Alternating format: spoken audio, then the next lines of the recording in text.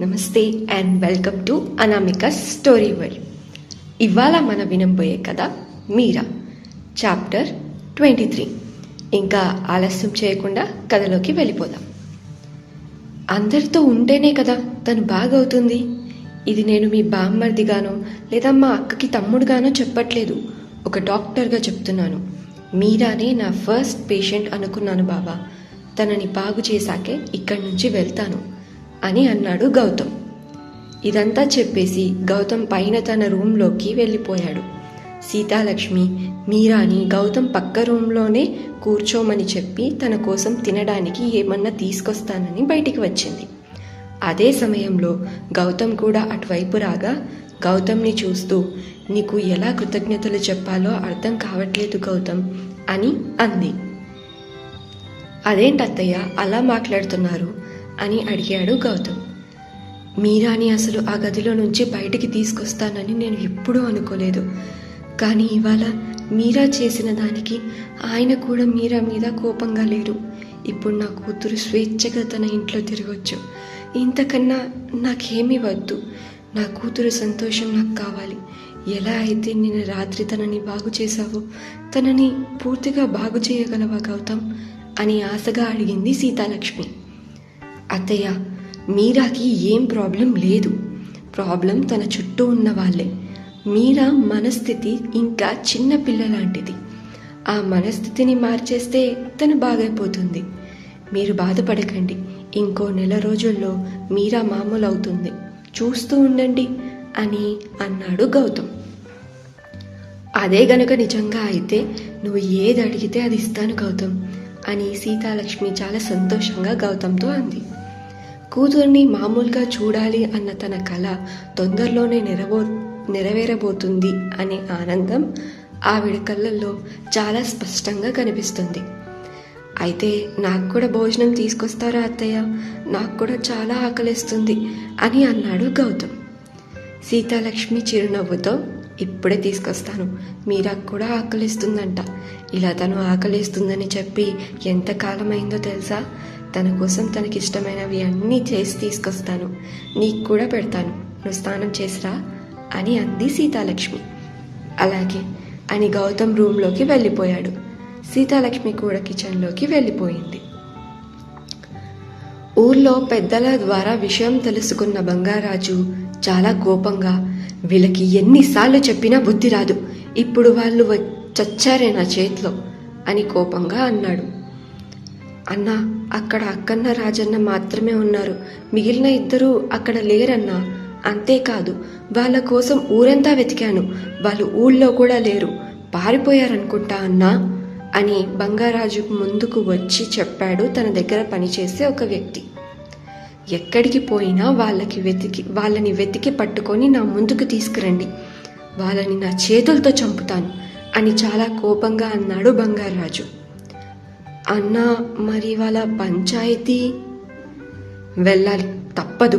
వెళ్ళకపోతే మొత్తం అంతా మన మీదికి వస్తుంది.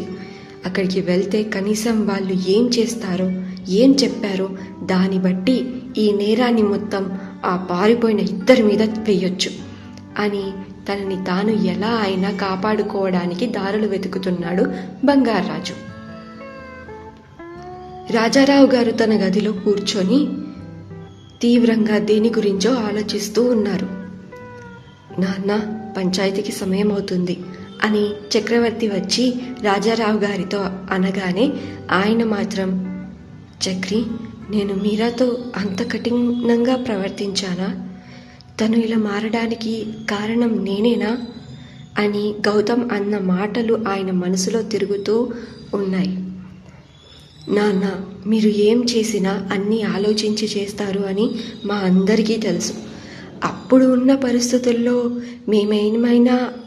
మేమెవరమైనా అలానే చేసేవాళ్ళం నాన్న అని అన్నాడు చక్రి. మీరా మళ్ళీ మామూలు అవుతుందంటావా చక్రి అని అడిగారు రాజారావు గారు. నాన్న, మీరు ధైర్యాన్ని కోల్పోకండి. మీరే మా అందరి బలం అని అన్నాడు చక్రి. ఏమో చక్రి, మీరా పెళ్ళి అనుకున్నప్పటి నుంచి మనసులో ఏదో తెలియని భయం, ఆందోళన, అసలు ఏమీ అర్థం కావట్లేదు అని అన్నారు రాజారావు గారు. మరి ఇప్పుడు ఏం చేద్దాం అనుకుంటున్నారు నాన్న అని అడిగాడు చక్రి. గౌతమ్తో మాట్లాడు చక్రి, మీరా మళ్ళీ మామూలుగా అవుతుందేమో అడుగు అని అన్నారు రాజారావు గారు. మీరా మామూలుగా అవుతుంది మామయ్య, నెల రోజుల్లో తనని మామూలుగా చేసే పూచి నాది అని గౌతమ్ రూమ్లోకి వస్తూ అన్నాడు.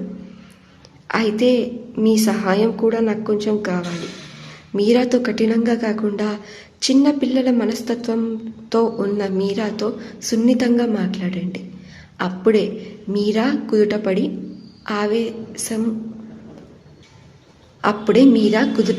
అవకాశం ఉంది. తన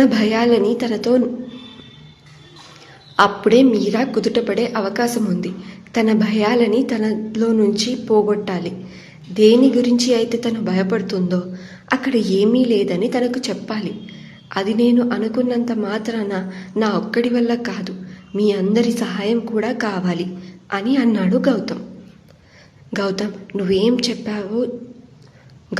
నువ్వేం చేస్తావో చెయ్యి. నా కూతురు అందరిలా మామూలుగా అవ్వాలి. తనని ఈ ఊర్లో వాళ్ళే కాదు ఇంకెవ్వరూ కూడా పిచ్చిది అని అనకూడదు అని అన్నారు రాజారావు గారు.